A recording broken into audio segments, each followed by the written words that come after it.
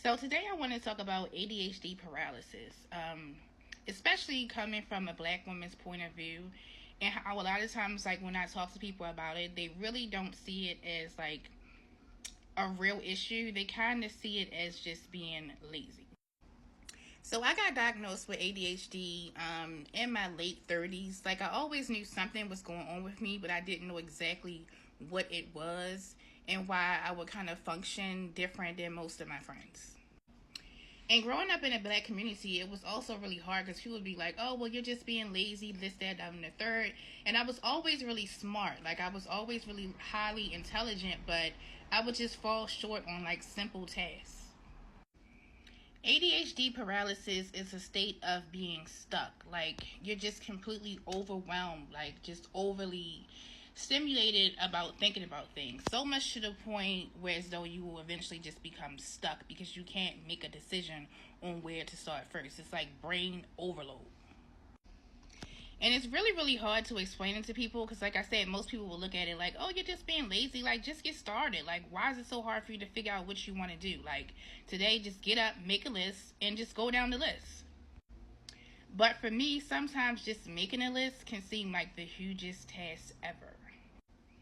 So one of the first symptoms of ADHD paralysis is task avoidance. So it'll be like a simple task. Like it could be something like washing the dishes or cleaning the bathroom.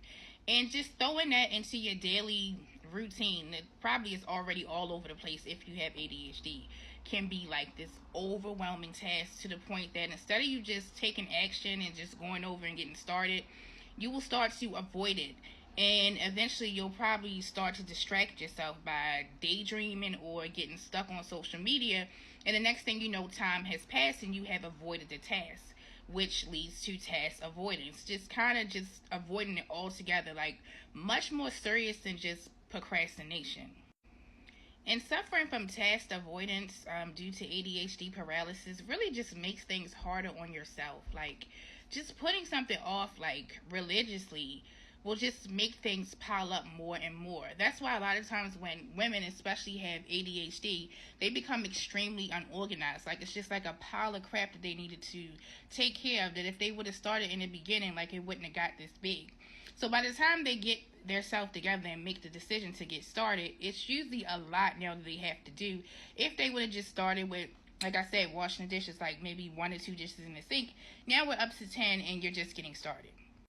So I want to go down the list of symptoms of ADHD paralysis. So I guess this will be part 1, which is task avoidance.